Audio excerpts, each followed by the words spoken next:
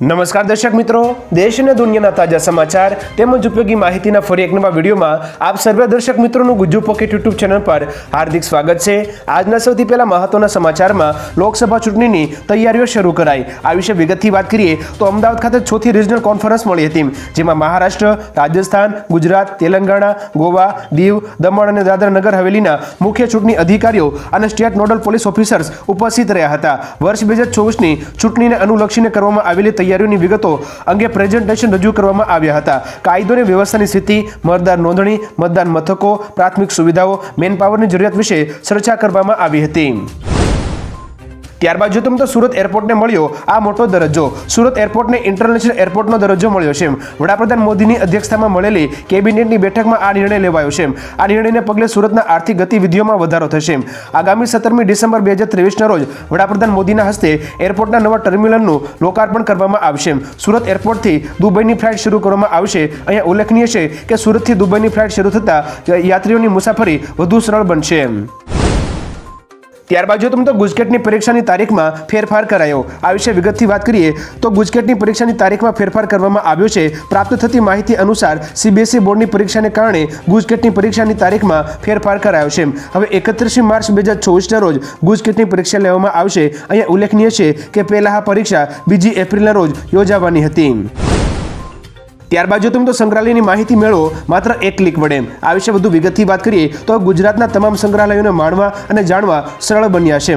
ગાંધીનગર ખાતે પ્રવાસન મંત્રી મુળુભાઈ બેરાએ museum of Gujarat mobile application launch કરી છે। આ એપ્લિકેશન વડે મુલાકાતીઓ મ્યુઝિયમ વિશેની તમામ જાણકારીઓ આંગળીના ટેરવે મેળવી શકશે। ઓડિયો ગાઈડ હોવાથી તેને સાંભળી પણ શકાશે। આ ઓડિયો ગાઈડ ગુજરાતી સાથે અંગ્રેજી ભાષામાં પણ ઉપલબ્ધ છે। ત્યારબાદ જો તો હિટમેનના ચાહકોમાં નિરાશાનો માહોલ। આ વિશે વિગતથી વાત કરીએ તો રોહિત શર્માના જગ્યાએ હાર્દિક પંડ્યાને કેપ્ટન બનાવતા રોહિતના ચાહકો ભારે નિરાશ થયા છે। 5 વખત આઈપીએલમાં મુંબઈને ટાઇટલ અપાવનાર રોહિતની અવગણના યોગ્ય નથી તેમ પણ ચાહકો માની રહ્યા છે। કેટલાક ફેન્સ એવું માની રહ્યા છે કે રોહિત શર્માને કેપ્ટન તરીકે યથાવત રાખવો જોઈએ, તેનામાં હજુ પણ ઘણું ક્રિકેટ બાકી છે। તમારી દ્રષ્ટિએ મુંબઈ ઇન્ડિયન્સનો આ નિર્ણય કેટલો યોગ્ય છે? શું રોહિતને યથાવત રાખવો જોઈએ કે નહીં? નીચે કોમેન્ટ કરીને જરૂરથી જણાવજો। ત્યારબાદ જો તો રાજ્ય સરકાર વીજળીની ખરીદી કરશે। આ વિશે વિગતથી વાત કરીએ તો વીજળી ક્ષેત્રે ગુજરાત સરપ્લસ વીજળી ખરીદશે। રાજ્યમાં વીજળી માટે ખેડૂતોની ફરિયાદ મળી રહી છે। રાત્રિ દરમિયાન વીજળી તેમજ અપૂરતી વીજળીની ફરિયાદો ઉઠી રહી છે। આમ રાજ્ય સરકારે 700 મેગાવોટ વીજળી ખરીદવા ટેન્ડર બહાર પાડ્યા છે। આવતા ઉનાળાને કારણે પણ વીજળીની માંગમાં વધારો થશે। આ જરૂરિયાતને પહોંચી વળવા સરકારે અત્યારથી જ તૈયારીઓ કરી છે। હાલ ગુજરાત રાજ્યમાં 18,000 મેગાવોટ વીજળીનો વપરાશ થઈ રહ્યો છે। ત્યારબાદ જો તો રામ મંદિરનું નગારું બનશે ગુજરાતમાં। આ વિશે વિગતથી વાત કરીએ તો આગામી 22મી જાન્યુઆરીએ અયોધ્યામાં આવેલા રામ મંદિરની પ્રાણ પ્રતિષ્ઠા મહોત્સવ યોજાશે। ત્યારે રામ ભક્તોમાં પણ ભારે ઉત્સાહ જોવા મળી રહ્યો છે। અયોધ્યામાં રામ મંદિરની પ્રાણ પ્રતિષ્ઠા માટે 450 કિલોનું વિશાળ નગારું અમદાવાદમાં તૈયાર થઈ રહ્યું છે। આ નગારામાં સોના અને ચાંદીની કારીગરી પણ કરવામાં આવશે। નગારું બનાવવા પાછળ અંદાજિત રૂપિયા 20 લાખથી વધુનો ખર્ચ થશે। અખિલ ભારતીય ડબગર સમાજ દ્વારા આ નગારું ભેટ આપવામાં આવશે। ત્યારબાદ જો તો નવા વર્ષ પહેલા એસબીઆઈએ ગ્રાહકોને આપ્યો મોટો ઝટકો। સ્ટેટ બેંક ઓફ ઇન્ડિયા એટલે કે એસબીઆઈએ નવા વર્ષ પહેલા ગ્રાહકોને મોટો ઝટકો આપ્યો છે। બેંકે ધિરાણ દરમાં વધારો કર્યો છે। હવે બેંકમાંથી લોન લેવી અને લોનના હપ્તા ભરવા મોંઘા થશે। નવા દર 15મી ડિસેમ્બર 2023થી લાગુ થઈ ગયા છે। મિત્રો, આપણે જણાવી દઈએ કે એસબીઆઈ તેના કાર્યકાળમાં 15 થી 10 બેઝિસ પોઈન્ટનો વધારો કર્યો છે। ત્યારબાદ જો તો ભારતીય આદિવાસી પાર્ટી દ્વારા કરાઈ ભીલ રાજ્યની માંગ। આ વિશે વિગતથી વાત કરીએ તો વર્ષ 2024ની લોકસભાની ચૂંટણી પહેલા ભાજપની મુશ્કેલીમાં વધારો જોવા મળી રહ્યો છે। રાજસ્થાન, મધ્યપ્રદેશ અને ગુજરાતમાં ભારતીય આદિવાસી પાર્ટીના કાર્યકર્તાઓએ અલગ ભીલ પ્રદેશની માંગ કરી છે। ભારતીય આદિવાસી પાર્ટીએ રાજસ્થાનમાં 3 અને મધ્યપ્રદેશમાં 1 સીટ જીતી છે। અલગ પ્રદેશની માંગનું મુખ્ય કારણ એ છે કે કોઈ આદિવાસીને મુખ્યમંત્રી ના બનાવવો, જેને લઈને 108 વર્ષ પહેલા થયેલ આંદોલન હવે ફરીથી સક્રિય બન્યું છે। ત્યારબાદના મહત્વના સમાચારમાં તો તથ્ય પટેલના જામીન ના મંજૂર થયા। આ વિશે વિગતથી વાત કરીએ તો ઇસ્કોન ઓવરબ્રિજ અકસ્માત કેસમાં તથ્ય પટેલને ઝટકો મળ્યો છે।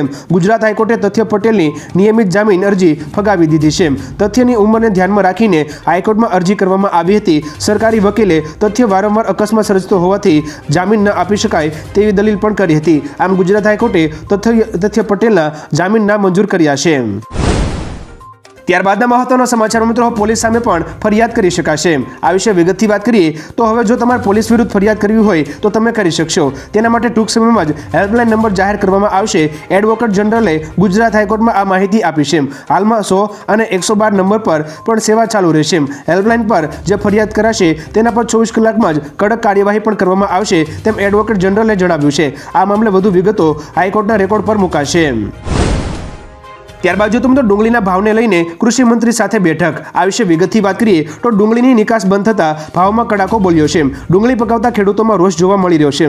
સૌરાષ્ટ્રના એપીએમસીના હોદ્દેદારો ગઈકાલે કૃષિ મંત્રી રાઘવજીભાઈ પટેલ સાથે બેઠક કરી હતી. મળતી માહિતી અનુસાર 15મી ડિસેમ્બરે આ બેઠક યોજાઈ હતી.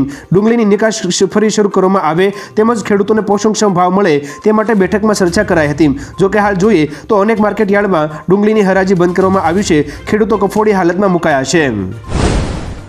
ત્યારબાદના મહત્વના સમાચારો તો પોલીસ વિભાગમાં 27,000 પોસ્ટ ખાલી. આ વિશે વિગતથી વાત કરીએ તો ગઈકાલે હાઈકોર્ટે સરકારને આદેશ કર્યો હતો કે ગુજરાતમાં પોલીસ ભરતીને લઈને શું કામગીરી કરવામાં આવી છે તેની માહિતી સરકારે હાઈકોર્ટને સોંપવામાં આવી હતી. સરકારે સમગ્ર માહિતી રજૂ કરેલ, જેમાં રાજ્ય પોલીસ વિભાગમાં 27,000 પોસ્ટ ખાલી હોવાનું સામે આવ્યું છે. સરકારે વર્ષ 2023-24માં 7,000 પોલીસ કર્મચારીઓની ભરતી કરી હોવાનું જાણવા મળ્યું છે. સમગ્ર મામલે આગામી સુનાવણી 30મી જાન્યુઆરી 2024ના રોજ થશે. જોકે વિભાગમાં હજુ 27,000 પોસ્ટ ખાલી પડી છે.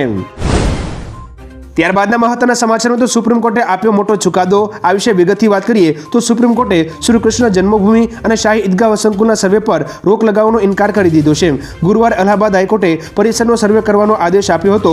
મુસ્લિમ પક્ષે તેના પર પ્રતિબંધ મૂકવાની માંગણી કરતી અરજી સુપ્રીમ કોર્ટમાં કરી હતી. જોકે સુપ્રીમ કોર્ટે આદેશ પર સ્ટે આપવાનો ઇનકાર કર્યો હતો. આ કેસની આગામી સુનાવણી 9મી જાન્યુઆરી 2024ના રોજ થશે. ત્યારબાદ જો તમે ચીનની બીમારી ગુજરાત ના પહોંચે તે માટે રાજ્ય સરકાર એલર્ટ. આ વિશે વિગતથી વાત કરીએ તો ચીનમાં બાળકોમાં ફેલાયેલી ઇન્ફ્લુએન્ઝા ન્યુમોનિયાના કેસ વધ્યા બાદ ગુજરાતમાં પણ એલર્ટ જાહેર કરાયું છે. રાજ્યમાં બીમારી માથું ના ઉચકે તે માટે કેન્દ્રીય આરોગ્ય મંત્રાલયે રાજ્ય સરકારને એલર્ટ રહેવા સૂચના પણ આપી છે. એટલું જ નહીં, જો બીમારી વકરે તો દર્દીઓને સત્વરે ઇલાજ મળી રહે તે માટે તૈયારીના ભાગરૂપે ગુજરાત રાજ્યની તમામ સરકારી હોસ્પિટલમાં 19મી ડિસેમ્બરે મોક ડ્રીલ યોજાશે. કેન્દ્રીય આરોગ્ય મંત્રાલયે રાજ્ય સરકારને સચેત રહેવા પણ કહ્યું છે. દવાઓ, કિટ, ટેસ્ટિંગ કિટ, ઓક્સિજનના બાટલાઓ તેમજ બેડ સહિતની વ્યવસ્થા ચકાસવા કહેવાયું છે. ત્યારબાદ જો તમે તો પૂર્વ કેપ્ટન મહેન્દ્રસિંહ ધોની માટે બીસીસીઆઈ લીધો આ મોટો નિર્ણય. ભારતીય ક્રિકેટ બોર્ડ એટલે કે બીસીસીઆઈએ એક મોટો નિર્ણય લીધો છે. બીસીસીઆઈ ટીમ ઇન્ડિયાના પૂર્વ કેપ્ટન મહેન્દ્રસિંહ ધોનીની 7 નંબરની જર્સીને રિટાયર કરી દીધી છે. બોર્ડે આ અંગે તમામ ક્રિકેટર્સને પણ જાણ કરી છે, જેથી કોઈ પણ ક્રિકેટર 7 નંબરની જર્સી નહીં લઈ શકે. ધોનીને ટ્રિબ્યુટ આપવા માટે આ નિર્ણય લેવામાં આવ્યો છે. અગાઉ બીસીસીઆઈએ સચિન તેંડુલકરની નિવૃત્તિ બાદ તેની જર્સી નંબર 10ને પણ રિટાયર કરી હતી. ત્યારબાદ જો તમે તો ભરૂચમાં આમ આદમી પાર્ટીના 40 કાર્યકરોએ પક્ષથી છેડો ફાડ્યો. આ વિશે વિગતથી વાત કરીએ તો ગુજરાતમાં આમ આદમી પાર્ટીની મુશ્કેલી ઓછી થવાનું નામ નથી લઈ રહી. ધારાસભ્યમાં વિવાદ સર્જાયા બાદ હવે કાર્યકરોમાં પણ અસંતોષ જોવા મળી રહ્યો છે. આ ઘટના કોઈ રાજકીય જોડતોડથી પ્રેરિત નથી, પણ આમ આદમી પાર્ટીના આંતરિક ડખાનું પરિણામ હોવાનું જાણવા મળ્યું છે. સ્થાનિક મોવડી મંડળ સાથે નારાજગીને કારણે કાર્યકરોએ પાર્ટી સાથે છેડો ફાડ્યાનું જાણવા મળ્યું છે. નારાજ કાર્યકરોની બીજી યાદી પણ જલ્દી જાહેર થઈ શકે છે. ત્યારબાદ જો તમે તો અંબાલાલ પટેલની આગાહી આ દિવસે થશે વરસાદ. આ વિશે વિસ્તારથી વાત કરીએ તો ગુજરાતમાં હવામાન નિષ્ણાત અંબાલાલ પટેલે કમોસમી વરસાદની આગાહી કરી છે. ગુજરાતમાં 23મી ડિસેમ્બરના રોજ કડાકા ભડાકા સાથે ભારે વરસાદની શક્યતા છે. 18મી ડિસેમ્બર બાદ ઉત્તરના પર્વતીય વિસ્તારોમાં ભારે હિમવર્ષા થશે. તેના કારણે ગુજરાત રાજ્યમાં વાતાવરણમાં અચાનક પલટો આવશે, ત્યારે ભારે ગાજવીજ સાથે વરસાદ પડશે. આ ઉપરાંત ડિસેમ્બર મહિનાના અંતમાં કાતિલ ઠંડીનો દોર શરૂ થશે. ત્યારબાદ જો તમે તો નોકરી શોધતા યુવાનો માટે આવ્યા સારા સમાચાર. આ વિશે વિગતથી વાત કરીએ તો જાન્યુઆરી 2024માં યોજાનારી 10મી વાયબ્રન્ટ સમિટના પ્રારંભ પહેલા મુખ્યમંત્રી ભૂપેન્દ્ર પટેલની આગેવાની હેઠળ મહાત્મા મંદિર ખાતે પ્રી સમિટ યોજાઈ હતી, જેમાં રૂપિયા 1 લાખ કરોડનું રોકાણ થયું હતું. આમાં port, engineering, auto industries, mineral આધારિત પ્રોજેક્ટ્સ, ઔદ્યોગિક પાર્ક, ટેક્સટાઇલ અને એપ્રોલ ક્ષેત્રના ઉદ્યોગો માટેના 23 MOU કરવામાં આવ્યા છે, જેમાં લગભગ 70,000 નોકરીઓની તક ઊભી થશે. ત્યારબાદ જો તમે તો વડાપ્રધાન મોદી આવશે ગુજરાત, તંત્ર ખડે પગે. આ વિશે વિગતથી વાત કરીએ તો વડાપ્રધાન મોદી રવિવારે સુરત આવવાના છે, જેને લઈને તંત્ર દ્વારા તડામાર તૈયારીઓ ચાલુ કરી દેવામાં આવી છે. સુરતના નવનિર્મિત ડાયમંડ બુર્સનું વડાપ્રધાન મોદી ઉદ્ઘાટન કરશે. સાથે જ નવા એરપોર્ટના વિસ્તરણના કામનું નિરીક્ષણ પણ કરશે. જોકે સુરક્ષા મામલે સુરત પોલીસ કમિશનરે જાહેરનામું બહાર પાડીને સુરતમાં નો ડ્રોન ફ્લાય ઝોન જાહેર કર્યો છે. ત્યારબાદ જો તમે તો સંસદમાં સ્મોક બોમ્બની ઘટનાનું રિક્રિએશન કરાવશે પોલીસ। આ વિશે વિગતથી વાત કરીએ તો સંસદની સુરક્ષા ચૂકના કેસમાં તમામ આરોપીને પોલીસે ઝડપી લીધા છે।